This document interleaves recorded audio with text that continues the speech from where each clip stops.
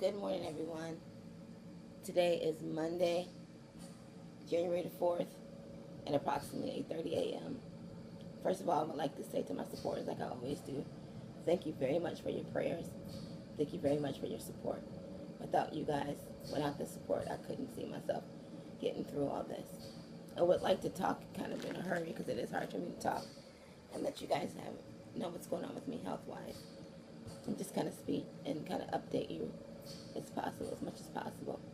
Well, the last time we talked, I was in the hospital and I was getting out because I was getting my intrathecal pump put in.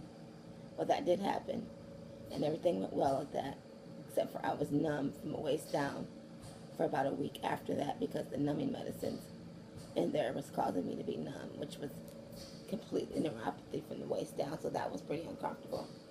So we got that figured out. We took all the numbing medicine out and just had pain medicine in the pump, which helped with the numbing, and that finally went away.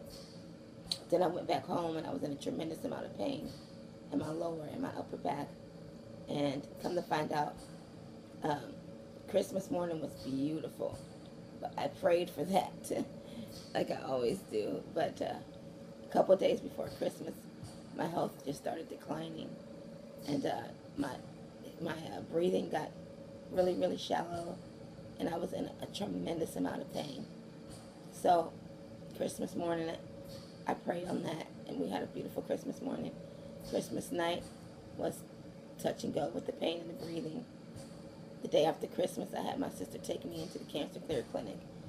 They did a test. I had a UTI, and they also did an x-ray on my chest to see if I had fluid, and all they saw was a little bit of fluid in my left chest. And so I went back home, and that was the day after Christmas. Ended up returning that very next day because my breathing got gradually worse and worse and worse, as well as the pain did. And come to find out, when I went back to the emergency room, they did a CT scan on my lung, and they found on the CT scan on my lung that there was fluid, in both of my lungs, and in my left and my right, but there was a considerable amount of fluid in my right lung. So of course they ended up admitting me to the hospital. They ended up draining the fluid off of my right lung. And the next day, they did another x-ray. They saw that the fluid had refilled, because they took 1.5 liters. And so what they did was they placed a catheter. I can't show you, but they placed a catheter in my side here so I can get the fluid drained at home. And so before I left, they drained the fluid off my left lung and more fluid off my right lung. And now I have this catheter in me, as well as this pump in me, as well as I'm in a tremendous amount of pain because of the catheter was just implanted. And then they drain the fluid every other day. So I was able to be home in time for New Year's. I didn't do any sort of leaving the house. My sisters and everybody stayed there and kicked it with me and just partied and had a good time. Not really party, but from what I can handle. And it was a beautiful time. And now I'm thinking I want to get chemo on Tuesday. But here's the deal. When they drain those fluids off of my lungs, it drains me so bad, and it makes me feel like crap because they drain good fluids along with the bad fluid.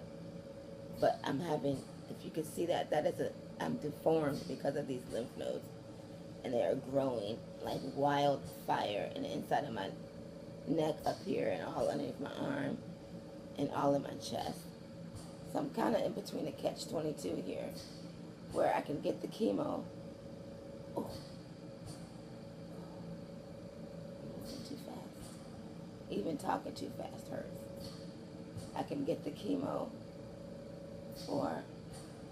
which is the heaviest duty chemo to try to attack some of these lymph nodes. But I'll be in a tremendous amount of discomfort from the chemo, as well as discomfort from my lungs. So I can do that, or I can get the chemo with the least amount of complications, and see if that will work. But there are options, my doctor said, which is good. But my doctor and I also discussed hospice and how that would be something that I would be doing sometime in the very near future, especially once they once they you have fluid on your lungs. Now the situation with that is they got that fluid tested, and of course, it is malignant, so there's cancer in that fluid around my lungs. So now that we're talking a major organ here, all this happened so fast. But if anybody knows cancer, they know that cancer moves very, very fast. But I'm trying to do the best I can. This has probably been the worst I've been in since I've been in this journey. As far as physically, I feel like I can't get comfortable at any time. I'm really stiffed. I'm in a tremendous amount of pain, not only because of the catheter that they put in, but also because of the lymph nodes in my neck. I don't know if you can see how swollen they are. I can barely move. And I'm on oxygen because I get very, very easily winded. You can hear that. Of course, you can see it. I'm on oxygen 24 hours now. So that's what's going on with me. So if I haven't, it's just been a rough couple of weeks. Extremely rough. And my daughter was here to see us. And of course, my son's used to seeing this, but it's just rough also seeing them go through it as well. But like I said, you know, I'm a tough little cookie. And God has always been on my side. He hasn't left me one bit. And I thank him again for just trusting that I can handle something like this. Because he definitely, I don't think, would want me to suffer as much as I've been suffering. And it's all for a rhyme or a reason and something. And I'm at peace, surprisingly. Whatever he wants for me, whatever he's ready for me, I'm at peace. Because I'm in a tremendous, tremendous amount of discomfort and pain. But I love you guys, and that's what's going on for now. I'll try to blog later, but it's hard for me to use my energy and talk and do stuff, but I felt like you guys needed to know because everything happened so fast, like I said. But, you know, God is good. He is such a faithful, healing God.